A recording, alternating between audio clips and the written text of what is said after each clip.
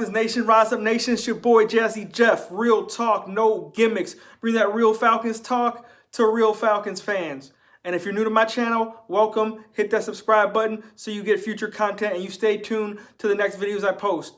Now, I hope everyone's staying safe, staying inside, going through the struggles. It's rough out there. Speaking about rough, I can't believe I had to wait multiple months to get the new jersey that I just bought. I understand things are closed down, but damn, you can't just leave it outside in a box outside my door. I'm just saying. But that ain't why you're here. You here for that Dante Fowler video. And with this one, I'm going to do a little different than the Todd Gurley video. I still have put together breaking down film. But first, I want to go over the cons of Dante Fowler because, not everyone's perfect and he has things to work on. And I wanted to show Falcons Nation both sides. So first, his cons. Number one, he uses the spin move a little too much. Y'all remember Dwight Freeney? He made the spin move famous. Well, it is a great move when it's the right time, but if you use it too much, sometimes you can get caught up in the wash, and Dante Fowler does that several times I see on film, and that's something I think he should work on. Number two, there's times where he is so fast and he is so athletic and agile, he overruns plays sometimes and over pursues the play, which you can do. If you overbend around the corner, you can go right around the quarterback and he can just step up and make a play. And that happens a couple times on his film. And number three, he's not that willing to get down and dirty in the run game. He has improved, but I see big tight ends like George Kittle pushed him around like he was a little boy. And I see at times where he's not willing to want to chase down the running back after the play. It's kind of his time to take plays off, and that kind of concerns me a little.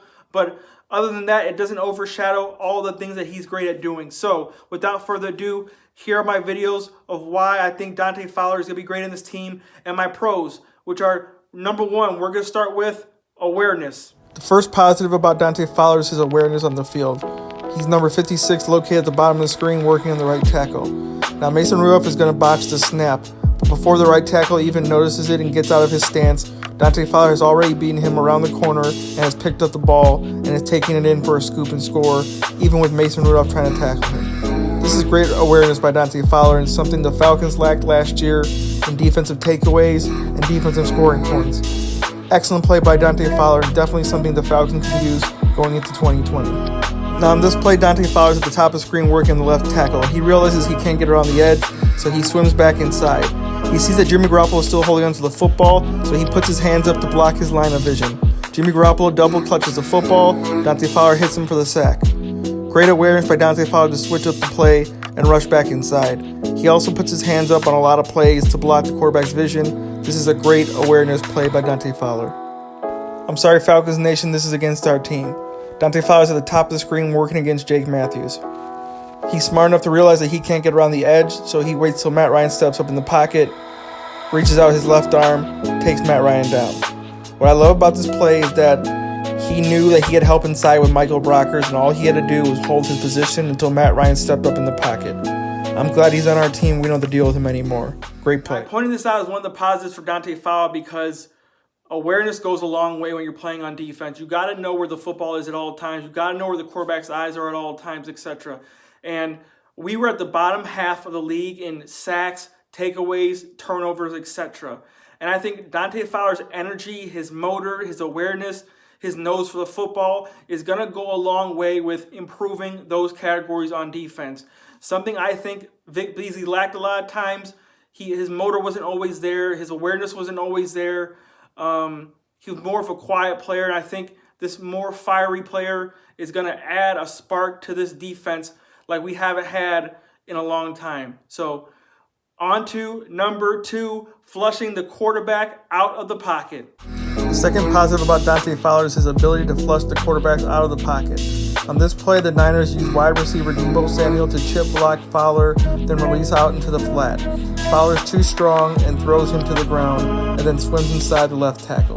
Jimmy G feels the pressure from Fowler and is flushed out of the pocket with nowhere to throw. He has to check down to Deebo Samuel again. The Rams rally to the football and make the tackle. They get off the field on a 3rd and 6, all because of Fowler's pressure. Great play. This next game is versus the Cleveland Browns on prime time. Fowler's at the top of the screen working on the right tackle. Mayfield tries to step up, but Michael Brockers is waiting for him in the hole. Fowler knows he has help inside and holds his edge position until Baker scrambles back to the right. Fowler flushes Baker out of the pocket, making him run backwards. Baker has to get rid of the ball off his back foot, throws a bad pass, and Rams get off the field on 3rd down. Great play. This clip is from the same game, but it is the final play of the game. The Browns need a touchdown to tie. Fowler is on the left tackle and gets held, but is still able to shut the block and forces Baker out of the pocket. Not like in previous clips, Fowler gets his hands up once again, blocking Baker's vision, and it forces Baker to throw off his back foot. The pass gets picked off to end the game, and the Rams win. It's a great rush by Dante Fowler. Now, as you can see, Dante Fowler has a relentless motor, and he has a great ability to flush the quarterback out the pocket when he knows he's not going to get the sack. And he doesn't stop. He puts his hands up. He blocks the quarterback's line of vision and makes the quarterback throw off his back foot. And this is great because it's not always about sacks. It's about pressures, moving the quarterback off the spot, and Dante Fowler does a great job of this. Now, for the 3rd and final category, I put big play making ability. It doesn't matter if Dante Fowler's blocked. It doesn't matter what the play is or if there's enough guys to block him. He makes a lot of moves and he makes things happen, and he uses his speed, his agility, his bend, his swim, and his power, and puts it to use. And Dan Quinn is a speed to power guy. Dante Fowler's going to do a great job of this. So, without further ado, big play making ability. Final positive about Dante Fowler is his big play ability. In the opener versus Carolina, he's at the bottom of your screen. He notices Aaron Donald's being doubled. He dips inside and is able to explode and sack Cam Newton. This is very impressive because Cam Newton is a lot bigger than Dante Fowler. I did not see this strength and explosiveness from Vic Beasley, so I think this will definitely be an upgrade. Now in this play, Dante Fowler is lined up at the bottom of your screen on the right tackle of the Niners. The right tackle does a great job at pinning his arms initially down, but Fowler is so strong, he beats him around the edge and he's able to get one arm out to grab onto Jimmy Garoppolo. He then sheds off the tackle and brings Jimmy Garoppolo down with one hand. Dante Fowler is a lot stronger than he looks, and he still makes plays even when he's being blocked. I apologize again to Falcons Nation, but Dante Fowler had a great game against us. Here he's going up against the rookie right tackle, Caleb McGrary, and on this play it's not completely McGrary's fault because as you can see, Devontae Freeman runs into his leg while trying to run out to the flat. Fowler takes advantage of this, swims inside, gets his hands up, and puts Matt Ryan down for a sack. The great thing about Dante Fowler is he always has his hands up, and he's always making a play, blocking the quarterback's vision. I'm glad he's on our team. Show you guys that I'm a consistent guy that can come out here and get double-digit sacks a year, and go out here and play a huge role on my defense and on the team. As far as being a spark, setting the tone. So there you have it. You heard the man. He said double-digit sack type person a year. He wants to be the spark, and I think he can. He has the energy. He has the motor. He has the awareness. He has the ability to chase the quarterback. He has the big play-making ability.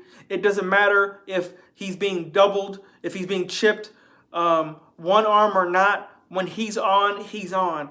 He's real explosive. He's fast. He's speed to power, just like Dan Quinn likes.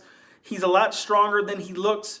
And I think he is going to add so much passion, energy, and fire to this defense that we haven't had in a long time. And I think if we just build in the draft around him and Grady and Tack, this can be a ferocious defensive line. And hopefully we can do that in the draft coming up. I will be making a video, not about the draft, but it's going to be kind of about the draft, but it's going to be something different. I'm going to show you. It's going to be a little special video for Falcons fans about years past in Falcons drafts.